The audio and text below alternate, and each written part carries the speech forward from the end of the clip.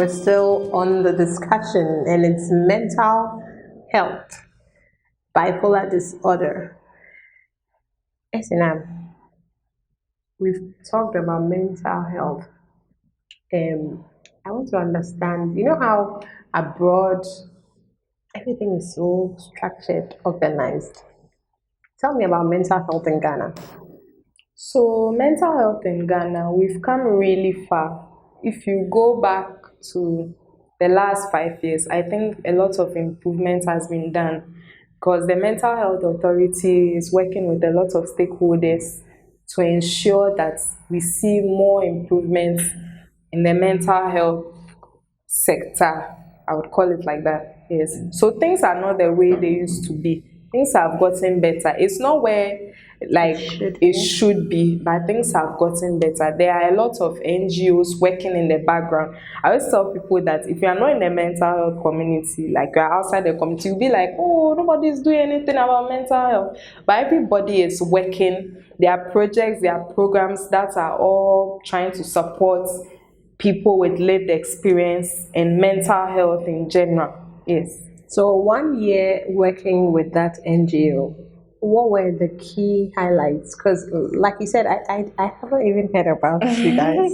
I don't know what you do, but why aren't we hearing about it? If 1 out of 4 people would have that, especially in Ghana, why don't we know? What are you doing and how can you do it better?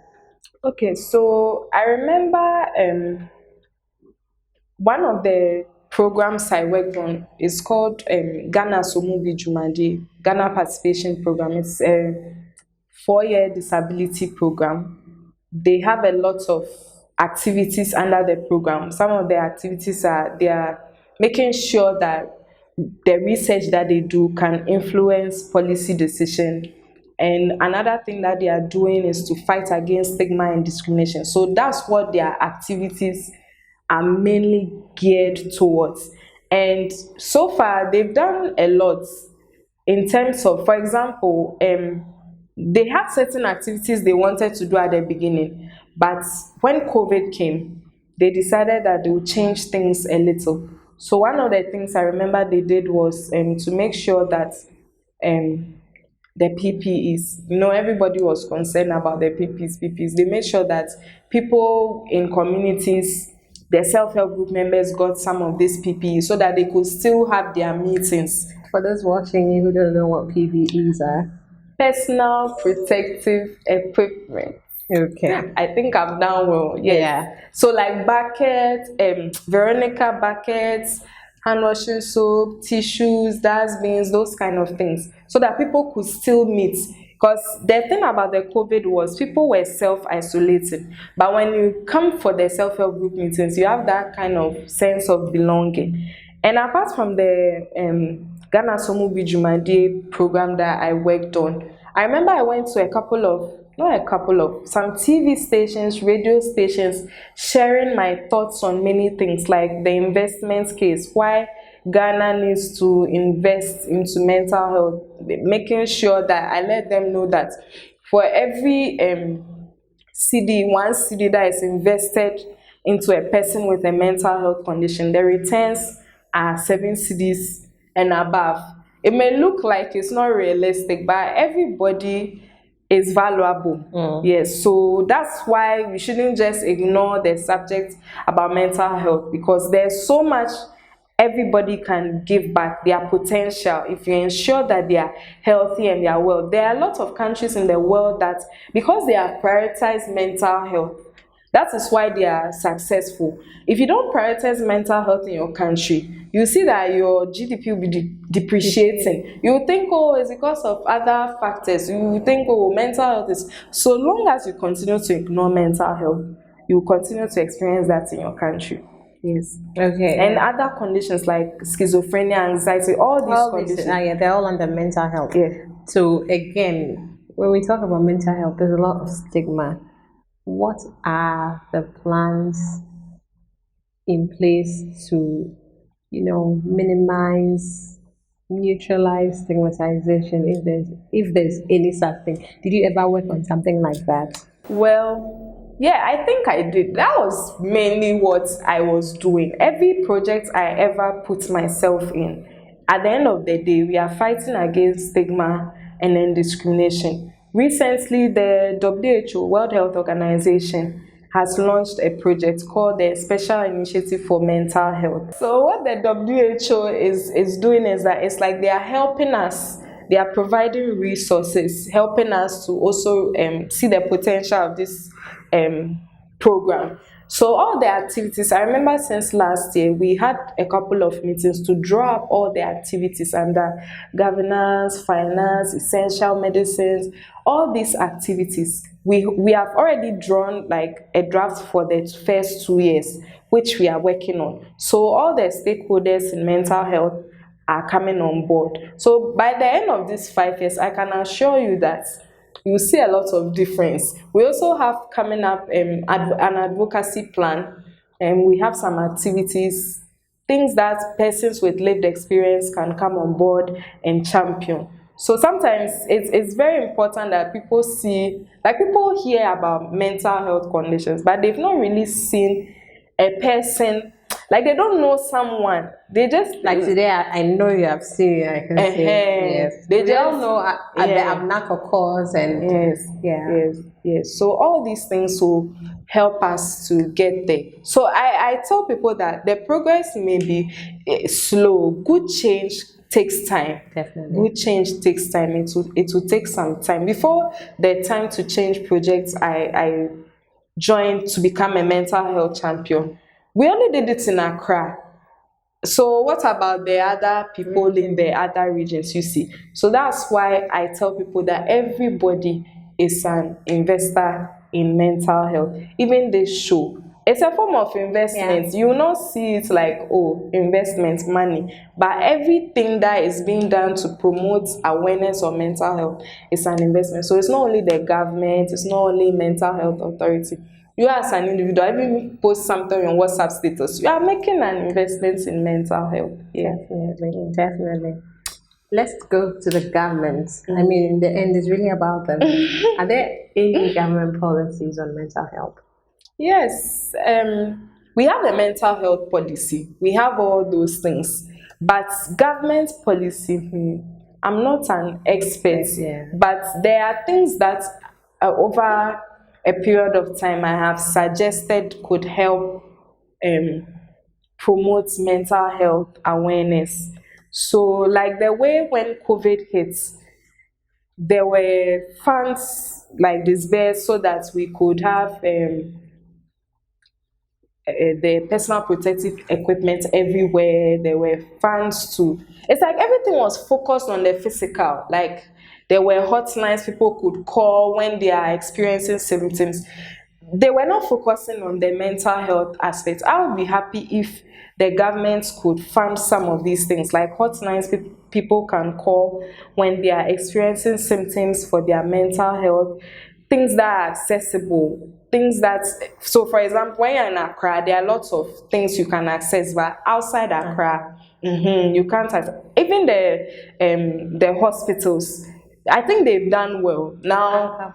Yes, yes, and more like people don't know that even if you go to some regular hospitals, most regular hospitals, they have psychiatric services. And then what I would like to also recommend for the government to do is to integrate the mental health as a subject into school. Yes, That was it. and then create more awareness and push funds into mental health, because like I was telling you, the medications like this, most of them are not on the health insurance. I'm sure if most of them or all of them are on the health insurance, people will seek treatment. You will not see people ending up on the streets, becoming vagrants and all that. And then support, a lot of support. The MHA has a lot, like they're always looking for an opportunity, like for funding and all that. If they can all come on board, we can make a lot of progress. So that's basically it. In the end, all we want to do is to get rid of the issues related to Yes, stigma, yes, and the media too. The media too also plays a part. Exactly. And Sometimes, that's the vested interest we have in yes, this show and pushing yes, your agenda yes, forward. yes. So the media can also come on board. Some of the things that they show on TV. Sometimes when they are showing a report about mental health, So derogatory. yes, yes, yes, they can change some The of these narrative, things. exactly. Yes. You go to, we see Makola and you're showing this, it's just worrying. Why don't you give us a beautiful lady like you in the studio talking about, you understand? There's always that stereotype, and Yes. so it's just worrying. But like we've started, hopefully they will follow suit and change. And So philanthropists too can also come on board. definitely. So do seek medical assistance and get help. But in your view, how can we help somebody who is living with the condition? I don't expect that there's a there's a community where people with bipolar live or anything like that. But how do you support people like that? How do you even find them if you don't have personal experiences? Are they admitted in the hospitals that we can see, or they live at home with their families? So it's different for everybody. Some of them, because of their symptoms, they are just at home. They can't go anywhere. Some of them too, they are on admission. Definitely, when you're on admission, you are going to be discharged. Yeah, So it's not like you a come back permanent one. home. So they are everywhere. Some people work with people who have mental health conditions. They don't even know they are working One with out of someone. four. You don't even know. They are all there. But I'll say that being there for someone, being a listening ear, not judging them, and not always talking about their condition. Sometimes some people feel they don't know how to approach the person. They don't know how to start, what to talk about. It's like when somebody is bereaved and they go and visit, they don't know whether they should talk about the person who has passed away, Or pretend that it's not happening and just talk about other things. I know what you mean. And if you talk about other things, does Are it you being mean insensitive? So at the end of the day, you have to strike the balance and make sure that what you are saying, you are not being discriminatory towards that person, because that person, I always say, everyone who has a mental health condition, they want to be treated like you would treat anybody else.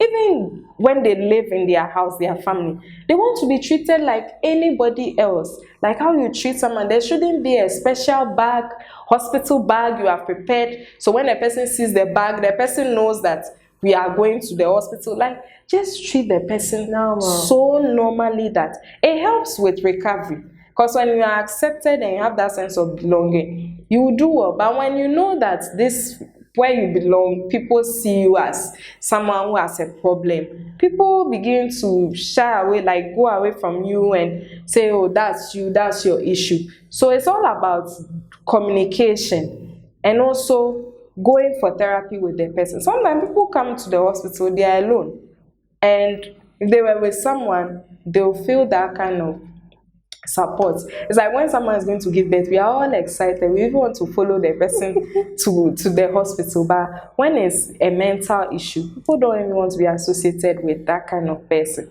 You see, so it's a problem. But I believe that the more you read about mental health, the less you become ignorant and discriminate against people like that. Because sometimes the stigma and the discrimination alone, I don't know whether I should use the word kills. It's even worse than the condition the person is experiencing. You see. Oh, Estinam, thank you so much for spending so much time with us and telling us so much about mental health. It's been insightful. It's been amazing. I have learned a lot, and I know you have learned a lot too. But don't just sit on what you have learned, begin to impart it. Be an investor also in what we've discussed. Through the media, in your workplace, in your community, with your friends, wherever you go. And let's all try to be a friend to people because you never know what people are going through, especially on social media. Let's be kind. Let's be kind. It's very important. And on that note, I'll see you again with another most interesting discussion. God bless you.